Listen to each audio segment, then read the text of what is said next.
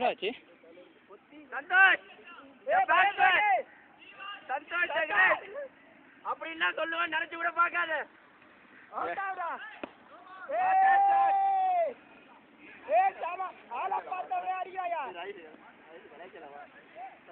வேணாம் வச்சு வேணாம்.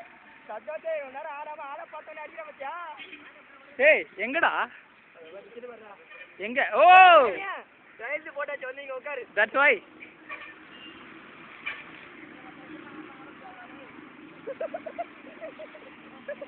பாரு என்ன ஸ்மார்ட்டா செல்ல பார்த்தவனு செல்லே கிளாரிட்டி ஒன்று அதிகமாக.